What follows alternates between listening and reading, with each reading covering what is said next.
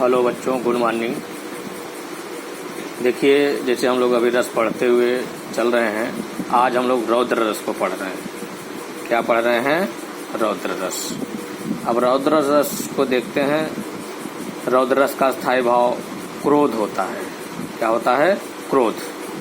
अब इसमें दिया है, जहाँ किसी विपक्ष द्वारा दिए गए अपमान अथवा निंदा आदि से आपके मन में क्रोध नामक अस्थायी भाव उत्पन्न होता हो, वहाँ पर रौद्र रस की उत्पत्ति होती है। अब देख लीजिए, इसमें जैसे कहा जा रहा है कि जहाँ भी कहीं भी आपका जो विरोधी हो, विपक्षी हो, अगर वह आपका अपमान करे या आपकी निंदा करे या कुछ ऐसा करे जिससे आपके अंदर क्रोध नामक स्थायी भाव उत्पन्न हो जाए, वहाँ पर रौद्र रस हो जाता है।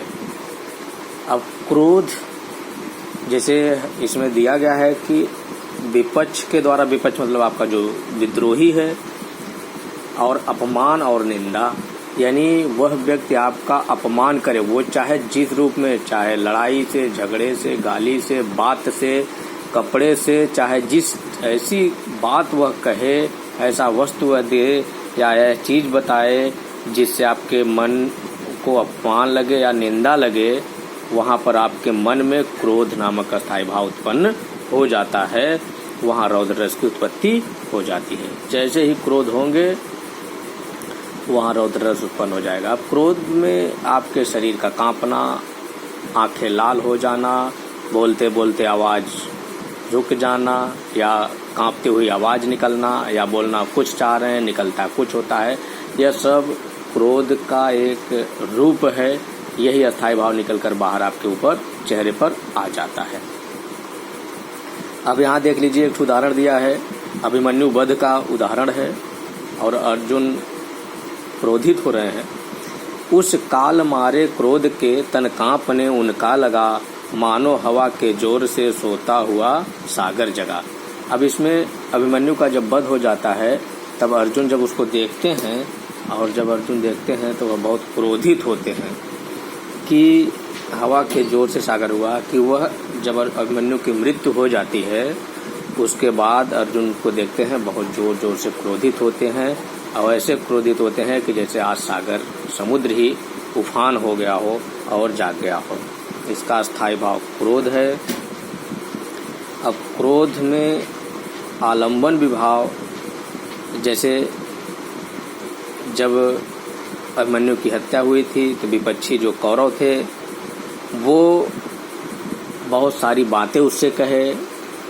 कुछ लोगों ने निहत्थे पर हाथ तो बाण चलाए, कुछ लोग उसके छातियों पर पैर रखे, कुछ लोग उसको अपशब्द भी कहे। यह आपका आलंबन विभाव था।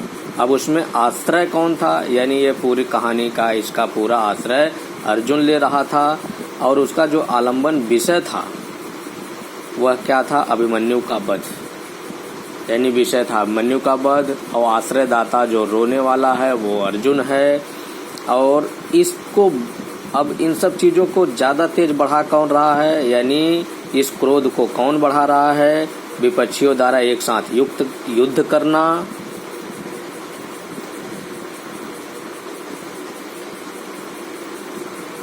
और व्यंग्यात्मक भाषा का प्रयोग करना, और अनुभाव का मतलब यह शरीर पर भी दिखाई देता है। जैसे हाथ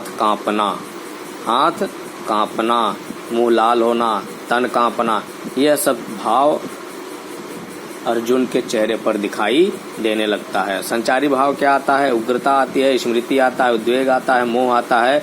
यानी कभी कभी अर्जुन के चेहरे पर बड़ी तेजी से उग्रता आता है कि अभी मार डालूं सबको। फिर ये आता है कि मेरा बेटा कैसा था, दुख हो जाता है, और अपने पुत्र के प्रति मोह भी हो जाता है। यानी ये सब संचारी भाव ढेर सारे निकल कर सामने आते हैं और बुलबुले की भांत चले जाते हैं।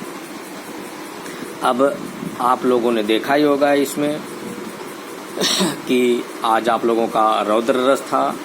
रौद्र रस में आप लोगों ने देखा कि कैसे कैसे सब बताया गया है। अब इसके बाद आप लोगों को आगे क्या पढ़ाना है दिखाएंगे। मेरे हिसाब से आज रस इतने ही पढ़ाया जाएगा। इसके बाद अब कुछ दूसरा चैप्टर अगले दिन चलाएंगे।